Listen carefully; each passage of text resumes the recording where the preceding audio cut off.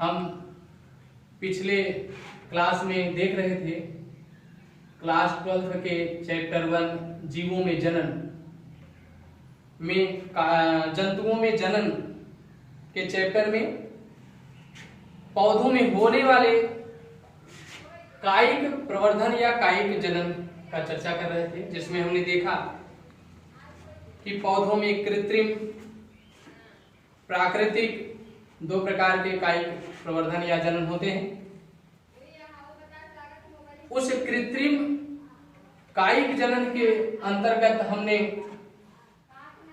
अनेक विधियों जैसे कलम लगाना, दाब लगाना, बूटी लगाना, इनका अध्ययन किए थे। उसी कायिक प्रवर्धन के अंतर्गत अगली जो हेडिंग है उसे हम सूक्ष्म कायिक प्रवर्धन या फिर सूक्ष्म प्रवर्धन अर्थात माइक्रो प्रोपेगेशन एक विधि है जिसको सामान्यतः सभी के द्वारा नहीं किया जा सकता। यह एक ऐसी विधि है जिसे प्रयोगशाला में संचालित किया जाता है।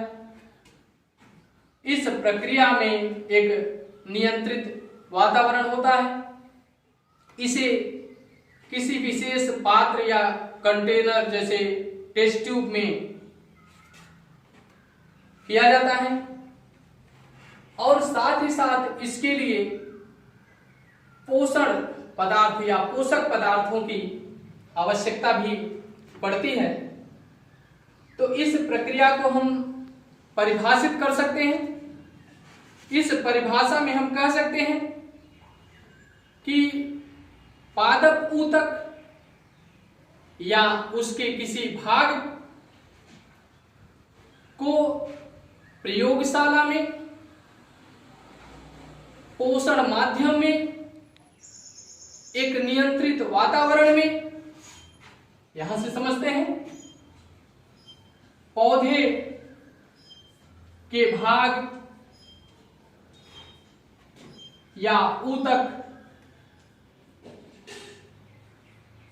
से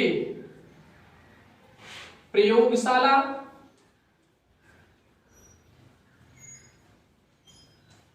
में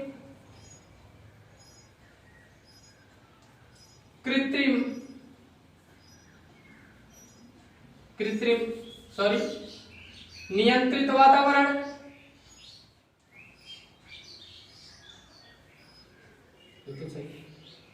नियंत्रित वातावरण में पोषक तत्व की उपस्थिति में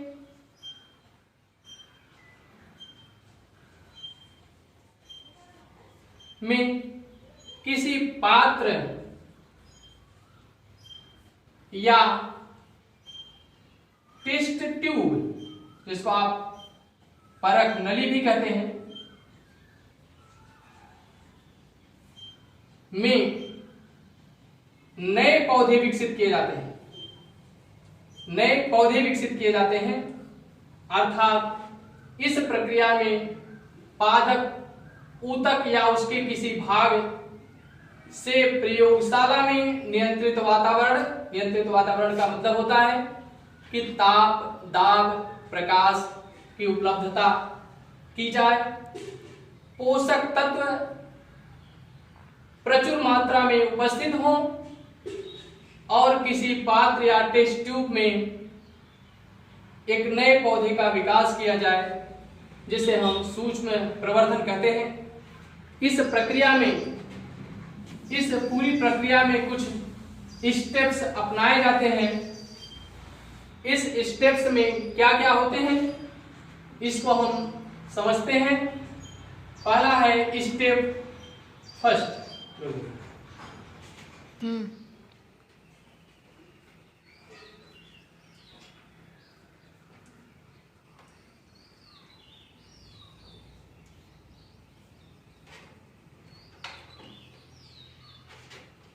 स्टेप फर्स्ट, पहले चरण में क्या करते हैं पहले चरण में लिखा हुआ है पादप ऊतक या पौधे के किसी भाग को प्राप्त करना, अर्थात पौधे के किसी विभजोतक यानी कि विभाजित होने वाले ऊतक के किसी भाग को पौधों से अलग कर लिया जाता है और इसे संवर्धन माध्यम में, अर्थात एक पात्र है, इस पात्र में वे सभी आवश्यक पदार्थ हैं जो कोशिका विभाजन के लिए आवश्यक होते हैं, जिसमें पोषक पदार्थ, विटामिन्स, हार्मोन्स, जल, खनिज सब तरल अवस्था में रहते हैं, जिसे हम संवर्धन माध्यम कहते हैं।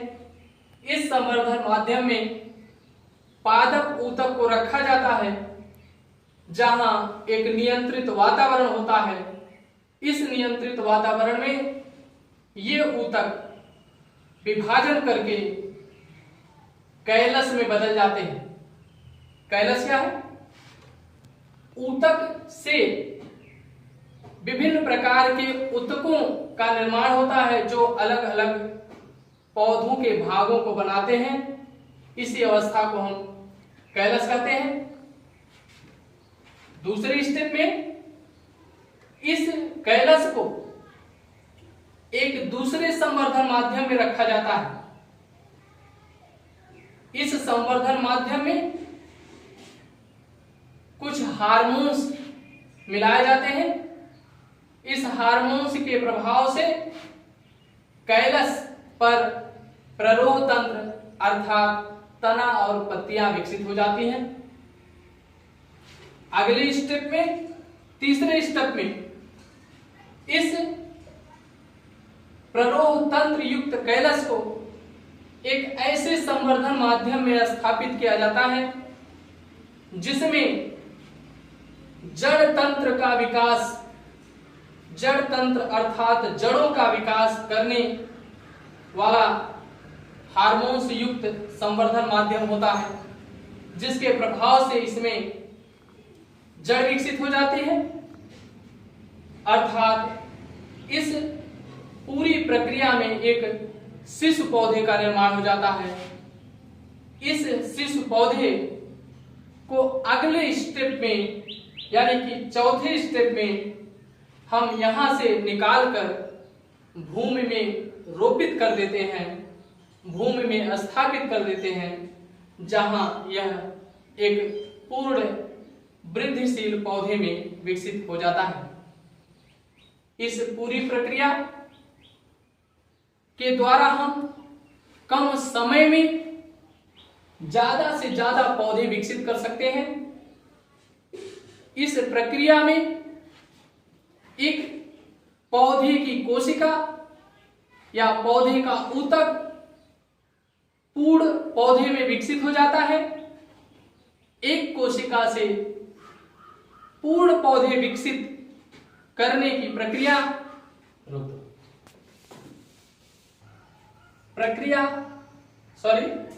क्षमता को हम टोटिपोटेंसी कहते हैं।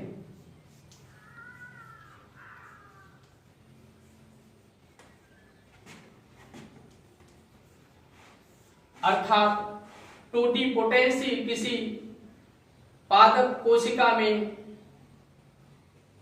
पाई जाने वाली वह क्षमता है या किसी कोशिका में पाई जाने वाली वह क्षमता है जिससे वह पूर्ण विकसित पौधे का निर्माण कर लेता है।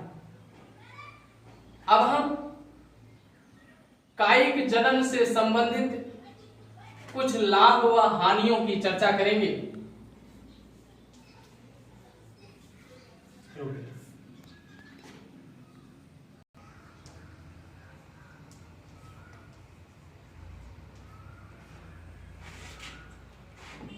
कायिक जनन से होने वाले लाभ, इनकी चर्चा हम करेंगे। क्या लाभ होते हैं हमको कायिक जनन से? कुछ लाभ जैसे पहला, पौधों की नस्लीय शुद्धता बनी रहती है, अर्थात पौधों में किसी भी प्रकार कि दूसरे लक्षणों का समावेश नहीं हो पाता, पौधा अपनी मूल जाति के रूप में ही विकसित होता रहता है, अर्थात उसमें किसी भी प्रकार की गुणसूत्रीय त्रुटियां या जीनीय त्रुटियां नहीं होती, यानी कि ये शुद्ध नस्ली होते हैं। दूसरी विशेषता क्या है? कहते हैं इस प्रकार इस जनन में विकसित जो पौधे होते हैं वो कम समय में अधिक संख्या में बनते हैं। जैसे आपको पहले भी बता चुके हैं, कलम विधि है, किसी तने को काटकर अनेक टुकड़ों में बांटकर एक साथ एक पौधे से ढेर सारे पौधे विकसित किए जा सकते हैं। तीसरे बिंदु पर चर्चा करें तो इस प्रकार के जनन में पौधे किसी बाह्य साधनों पर निर्भर नहीं होते। कैसे बाह्य साधन? बाह्य साधन जैसे सामान्यतः लैंगिक जनन में या अलैंगिक जनन में वायु, जल, कीट, पक्षी की आवश्यकता पड़ती है, इनका साधन के रूप में उपयोग होता है। लेकिन कायिक जनन में ऐसी किसी भी साधन की आवश्यकता नहीं होती। चौथे बिंदु की बात करें तो कायिक जनन में जो पौधे विकसित किए जाते हैं या कायिक जनन द्वारा जो पौधे बनाए जाते हैं या कायिक जनन द्वारा जो पौधे बनते हैं, उन पौधों में फल शीघ्र बन जाता है। क्यों? क्योंकि सामान्यतः बीजों से विकसित पौधे ज्यादा समय में फल का निर्माण करते हैं, जबकि इनमें फल शीघ्र बनता है। अगले बिंदु पर चर्चा करें तो इस कायिक जनन द्वारा जो विकसित होते हैं पौधे, इसमें एक निम्न जाति या निम्न कोटि के पौधे से हम एक उच्च कोटि का पौधा विकसित कर सकते हैं। कैसे कर सकते हैं? इसकी पीछे हमने वीडियो में बहुत सारी विधियां आपको बताया था। कृत्रिम तरीके से जैसे कसारोपण विधि, कलम विधि आदि विधियों की चर्चा हम कर चुके हैं। इसके बाद हम देखेंगे कि कायिक जनन से हमें क्या हानियां हैं, यानी कि नुकसान है।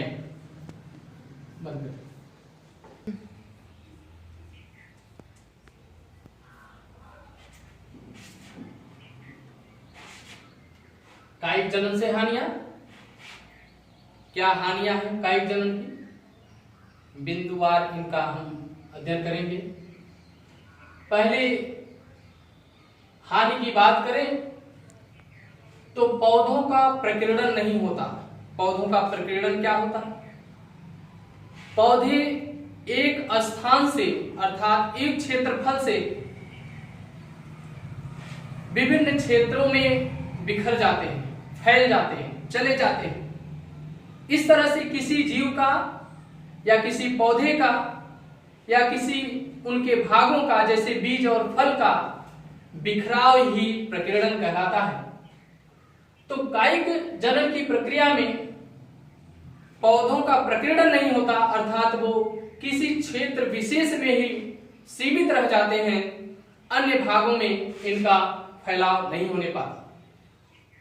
दूसरे बिंदु पर चर्चा करें तो कायिक जनन से किसी भी प्रकार की नई जाति का विकास नहीं होता।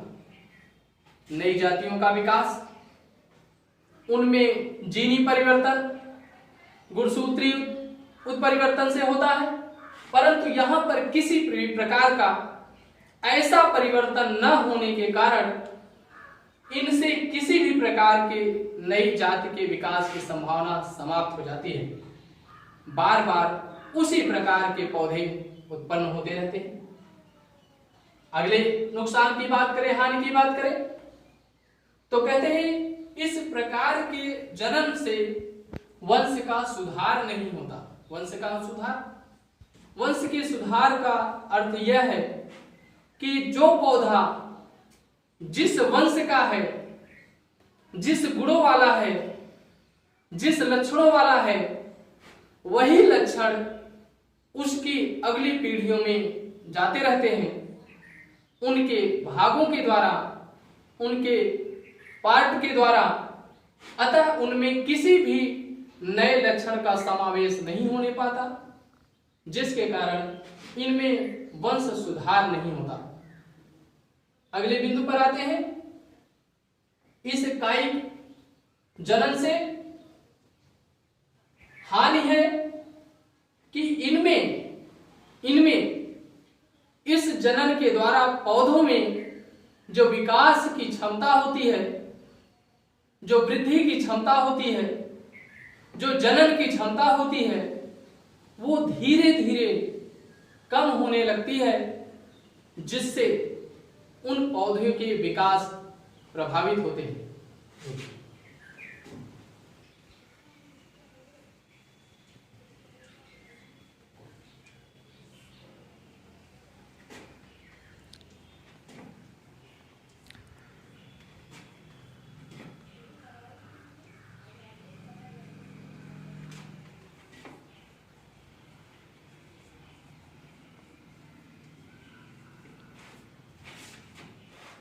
अलैंगिक जनन, जीवों में अलैंगिक जनन। अभी तक हम वर्धी जनन पढ़ रहे थे।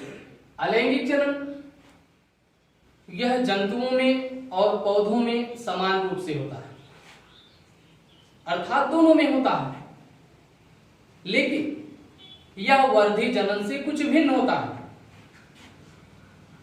क्या इससे भिन्नता होती है? इसमें किस प्रक्रिया द्वारा होता है, किन किन विधियों द्वारा होता है, इसमें कौन कौन सी रचनाएं बनती हैं, इसकी चर्चा हम अपने अगली क्लास में करेंगे। आज यह लेक्चर यहीं पर समाप्त करते हैं।